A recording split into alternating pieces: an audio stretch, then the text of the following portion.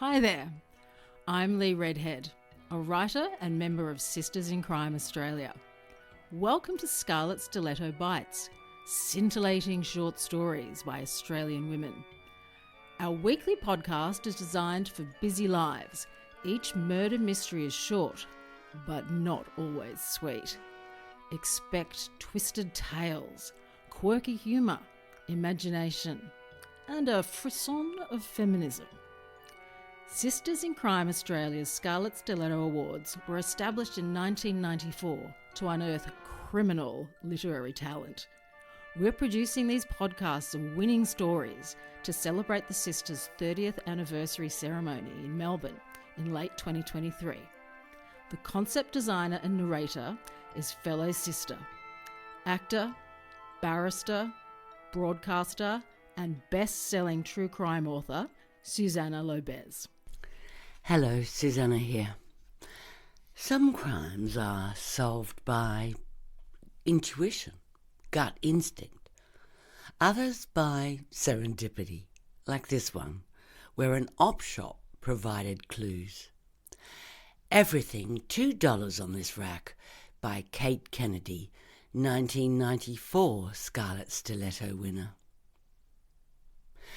Why is it that in the first scene of Private Eye films, the gumshoe gets visited by a breathless, ditzy blonde woman worried about her disappeared husband? Nobody like that ever came into my office. My stock in trade was more like the specimen in front of me now. Male, mid-40s, hair thinning, belly paunching, and practically wilting with tedium. He may as well have had middle management public servant tattooed across his head. He sipped prissily at weak white tea, sweetened with his own saccharin that he kept specially in his pocket. I could feel a headache coming on. "My wife's left me," he said, "and I want you to find her and find out why." "I can tell you why now and save you money," I felt like saying, but stayed quiet. I needed the work. "Please go on, Mr. Michaels." "I think she may have joined some weird cult." His pale eyes blinked. His tone was solemn. "With respect, Mr. Michaels, that seems a little far-fetched." "You don't know Carol. She was always reading books about astrology and past lives. She had these ideas about the anti-aging process. We had to drink grass juice." The thought of wanting to prolong your time with this guy was a depressing one. He sat looking at me accusingly as the imaginary coach bolt tightened across my head. "Well, that doesn't really qualify as cult behaviour. Was there anyone she was seeing?" Always a delicate question, this one, when dealing with the rejected spouse, because 9 times out of 10 there was. "You mean an affair?" "Well, someone she may have wanted to," the words escape with, hovered dangerously close. I changed them in the nick of time. "To leave with." I was expecting a stinging retort to the contrary, but instead he slumped his round shoulders and looked defeated. "That could have been," he said helplessly. "I hardly knew what was going on in Carol's head most of the time. If it wasn't belly dancing, it was chant and be happy. She was talking about going to Nepal a few days before she left." It struck me that, even if a little eccentric, Carol Michaels was a good deal more interesting than her husband. "I tried," he was saying. "She was dead keen on aquarobics all this spring, and she wanted to cash in some of my super to build a heated pool, so we started that. She had an appointment with the fellow to look over some pavers, trying to decide what colour we should landscape with around the pool area. Then she up and left." I was beginning to like Carol Michaels more and more. I took a few notes, trying to shield my headache from the early summer glare outside. "Did she take her passport? I have no idea. I certainly can't find it anywhere. Most of her clothes are gone, and her makeup and what have you. She's got a sister in North Queensland she's thick as thieves with. Shirley's into this yoga and bean sprouts business as well. Came down last year and they both went off to hear Shirley MacLaine talking about dolphin energy or something. I'm actually more interested in the boyfriend angle, I said, writing CD, my code for complete dill, in my notebook next to his name. Did she work with anyone likely, or was there a neighbour or friend? I could imagine his wife, any woman, pulling the pin on this guy and shooting through, but with whom? Her aquarobics instructor? Was she at this moment reaching enlightenment in a Nepalese monastery with the guy from the health food shop? Well, if it was anyone, it'd be the bloke from the nursery up the road, said Brian Michaels firmly, surprising me. Why do you feel that? I pressed patiently, underlining the CD and putting a star next to it. She had him around all the time. They were always gossiping about catalogues and aromatherapy and what have you. He sighed gustily. She's been consulting him about the meadow of native grasses she wants to turn the front lawn into.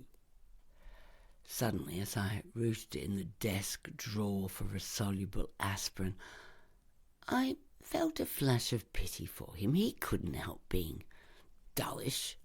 I consulted his details. Oh, my God, spare me. Pharmaceutical salesman. Okay, so peddling new brands of casting plaster to dentists and trying to get enthused about thermometers could turn anyone dull. Perhaps Carol Michaels was a flighty, fat-obsessed woman who'd just got it into her head to take off with the chap from the nursery. Maybe her husband was the long-suffering one. What's the guy's name, this nursery man? Haynes, Francis Haynes. He gave me the address and I took copies of Carol's birth certificate, licence number and medical history, which he'd brought with him in a tidy file. I'll check whether your wife has used her passport or booked online air tickets somewhere, and I'll find out if this Haynes is missing too, okay? I smiled as winningly as I could under the circumstances. He nodded rapidly, running his finger nervously under his collar. Getting very warm, isn't it? He said in a sudden attempt at small talk. Soon be summer. A thought struck me. Did your wife take summer or winter clothes, Mr. Michaels? Winter, sort of. Some sweaters and a coat, you know, the kind of things. Some slacks, a few long-sleeved shirts. Mostly she's taken to wearing those Indian-style clothes, cheesecloth, baggy things. They're all gone too.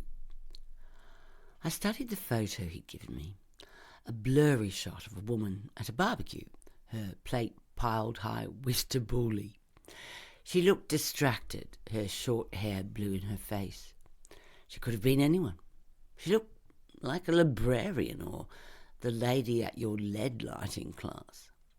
Her shirt was green-striped, with a long, pointy collar, circa 1970s, with big red buttons. I'd like to see some more photographs, if I may. This one doesn't tell me much. Yes, I'm not much of a photographer. I have an album at home. Would you like me to bring it in?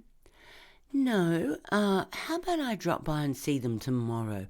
Right now I'm going home to sit in a cold bathtub for a while. I smiled wanly. The late afternoon sun was pouring through the window. We were both shiny with sweat, and my headache was still pounding at my temples. Mr. Michaels stood and nodded.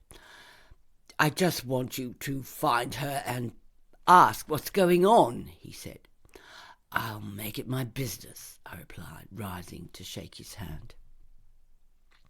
The next morning was just as hot as I drove slowly to his house, a bigger anonymous suburban number than I had imagined, flanked on either side by dwellings based around the same generic plan. A huge hole had been torn into the back lawn like a tooth from a gum. I glanced down into it and then made my way around the idle earth-moving machine to the outdoor furniture set where my client sat, his hand on a photo album. "Well, that's her pool," said Brian Michaels with a humourless smile. "I never realised they made such a mess. They have to dig down a fair way. Look at the rest of the lawn, it's ruined. And there's going to be another great truck here this afternoon when they come to pour the concrete." Again, I felt a tweak of sympathy for the man left paying the bill for his wife's dream project. "It might all be a misunderstanding, Mr. Michaels," I offered lamely. "Your wife might just need some space." "That sounds exactly like her," he said bitterly. "Well, let's look at your photos then, shall we?" Here was Carol Michaels over a period of years. Brian was right. Her tastes in clothing had veered towards the floaty and ethnic of late, but she'd always obviously had individual tastes. A camel coat with a fur collar and Cali green trousers, a pair of spotty bathers and a big straw hat. In each photo she smiled determinedly into the camera with mild blue eyes. It was hard to say whether she was shrewd or credulous, happy or sad. She had the kind of face that could slip into a crowd and not be noticed by airline stewards, hotel staff, or the person at the corner shop. Tracking her down might be more difficult than I'd thought. Up in her room, her wardrobe was pretty well cleared out, as well as all the drawers. No jewellery left, no incriminating letters declaring ardent love for someone other than her husband, no notepads with hotel reservations conveniently outlined. I returned to Mr. Michaels and the photos. "Thanks for letting me see these, Mr. Michaels. I'll take a couple for reference, if that's okay." "Certainly. And now, if you'll excuse me, I have to deal with a tradesman about the pebble dash." I left and headed down to the local nursery, a patch of greenery in an industrial zone of hardware shops, car detailers, and discount tyre marts. I wandered into the greenhouse area and gazed at some shrubs for a while, feeling guilty about my own garden, or rather my 8 square feet of decking. "Can I help you at all?" A tall, extremely handsome young man was standing behind me, a spray pump in his hand. I'm looking for something that thrives on neglect." "You'd better get a cactus, although people don't realise how much water a cactus actually needs." "Well, I can certainly simulate a desert environment," I smiled. "Actually, I'm looking for a Francis Haynes. Does he work here?" "He certainly does. We run the place together." "Oh, good. He's not on his summer holidays by any chance?" "We never take holidays around here," the guy said with a laugh, heading for the greenhouse door. "Hang on, I'll give him a yell." Francis Haynes, when he joined us a moment later, was the second most perfect specimen of manhood I'd seen, and both on the same day. I wondered if the heat was getting to me. "What can I do for you?" he asked, taking off his sunglasses and wiping his forehead. I told him my name and my business. "I'm wondering if you know a Mrs. Carol Michaels." "Sure I do. Nice lady with a drip-dry husband. She comes in here often. We're helping her design a rockery landscape garden." She seems to have left for parts unknown with person or persons unknown, I said. He raised his eyebrows. How intriguing. Good for her. Her husband had a feeling she might have left with you. Francis looked at his business partner. Then they both looked at me, their mouths twitching. I'm slow. It took me about 5 seconds and then we all burst out laughing. When I took my leave with a cactus 10 minutes later, we were the best of friends. So absolutely no leads there, I thought with a sense of frustration. Maybe I'd phone the sister in Queensland and see if Carol had gone there, or at the very least confided in her. I'd just put the cactus in the car and was wondering if there was a cafe in walking or short driving distance when I spotted the opportunity shop. OpShops are my weakness. There's something about coming out with a bag full of stuff you just bought for a couple of bucks that just lifts the spirits. I looked at my watch, decided I had a few minutes to spare and ducked inside. Humming to myself, I wandered up the aisle of $1 bargains and past the women's winter tops to the rack that said antique clothes and fancy dress. OpShops always have a rack like this. It's where they put the unusual stuff. Once, in a small country OpShop in New South Wales, I found a fabulous red ball gown made in 1952, but I digress. Something made me stop and focus on the $2 rack. Looking back, I marvel at the random set of circumstances that allowed me to fluke my best ever find, and how close I'd come to resisting temptation and walking away to find some lunch.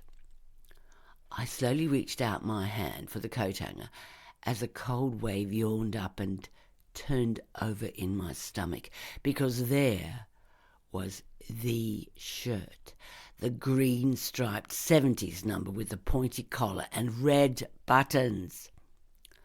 A little further back on the rack was a camel hair coat with a fur collar.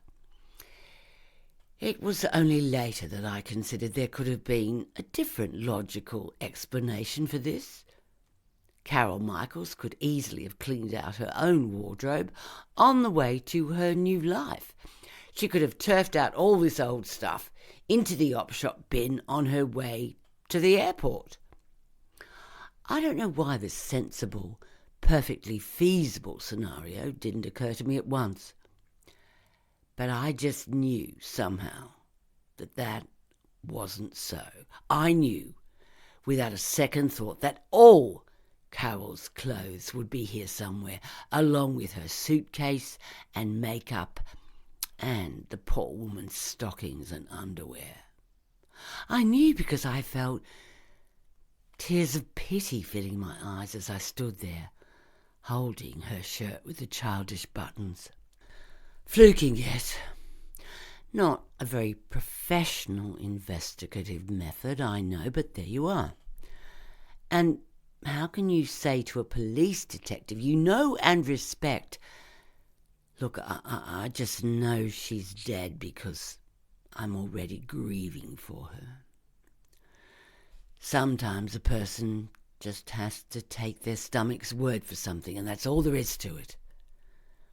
I arrived back at my client's house a few minutes before the police. I skirted a neat pile of pink and dove grey pavers and caught the attention of the guy backing the concrete mixer up to the edge of that huge, dark, wet hole. When I flashed my ID, he turned off the engine, leaving the mixer turning, and climbed out. Brian Michaels emerged from the house, looking polite and helpful, wearing the professional face that no doubt helped him sell a lot of pharmaceuticals. "I'm sorry," I said loudly to the driver, "but you won't be pouring any concrete here for a while." I watched Brian Michaels' face twist and sag. You ruthless bastard, I said, hearing the doors slamming on the squad cars in the drive. The end. Thanks so much for listening. We'd love your feedback. Subscribe for free to Scarlet Stiletto Bites wherever you get podcasts. And do visit our website, sistersincrime.org.au.